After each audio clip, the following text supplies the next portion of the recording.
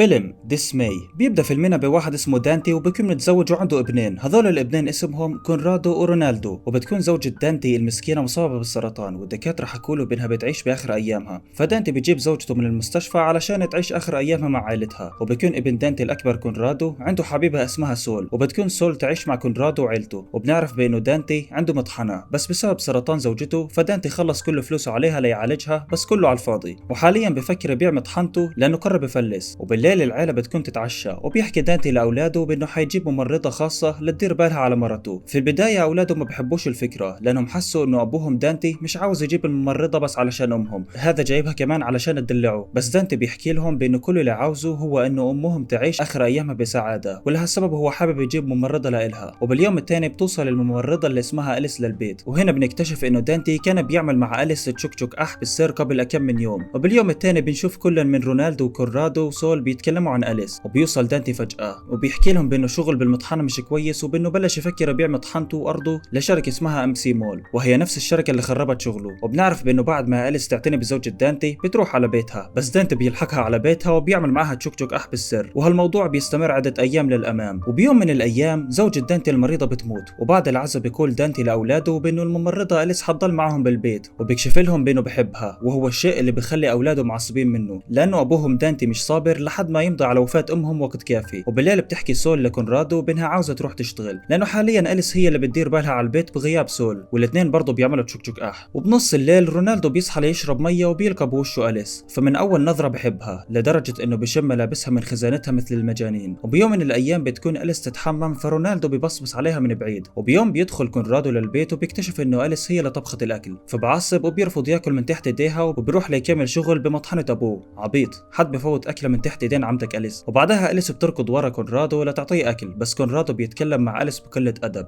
بس اخوه رونالدو الاصغر بيتكلم مع أليس باحترام. وبعدها كونرادو بيقول لأليس انها تروح وترجع بوقت ثاني، فأليس بتزعل منه وبترجع للبيت. فرونالدو بيحكي لاخوه كونرادو انه ما يتكلمش مع أليس بهالطريقه، وبانه مش غلطها بالنهايه اللي صار. بس كونرادو بيقول له انه مش موافق على وجود أليس عندهم لانه مش حابب حد من المدينه ينضم لعائلتهم، وبيوصفهم بالمفتريين. وبالليل بتكون العيله على سفره العشاء، وبتقول سول بانه انقبلت بشغل بشركه ام سي مول، بس دانتي ما بيكونش عاجبه الموضوع لانه خسر شغله بسبب شركه ام سي مول. وبيرجع كونرادو للبيت بالليل وهو سكران، فبعصب عليه ابوه وبيضربه، وبيحكي عقابا ليكم انا حتزوج أليس وحتصير مرت ابوكم. وباليوم الثاني بقرر دانتي انه يبيع المطحنه لانه على وشك الافلاس، وبيجي زبون ليشتري المطحنه بس بيعطي سعر قليل، فبيرفض دانتي يبيعه المطحنه. وبيكون كونرادو يتكلم مع صديقه اللي بيحكي له بانه دانتي وابوها لأليس كانوا اصحاب من زمان، وبانه لما مات ابو أليس فدانتي بلش يستغل أليس ومصاريها، وبرضه انه كان يخون مراته معاها. فبروح كونرادو على البيت وبيحكي لاخوه رونالدو كل اللي سمعه من صاحبه عن ابوه، وبيبدا الاثنين يفكروا بطريقه ليفصلوا أليس عن ابوهم دانتي. فبقرر الاثنين انهم يحاولوا يعملوا علاقه مع أليس، لانه ان نجح هذا الشيء فأليس راح تسقط من عند دانتي وراح تتركهم بحالهم. وباليوم الثاني بيكون رونالدو بالبيت وبيحاول يغوي أليس لما يشوفها لافه ظهرها، بس أليس بتتوتر وبتوقع الصحون على الارض بالغلط وبتتكسر. فدانتي بيطلع من الحمام وبيسال ايش اللي صار، فبقول له رونالدو ولا حاجه سلامتك.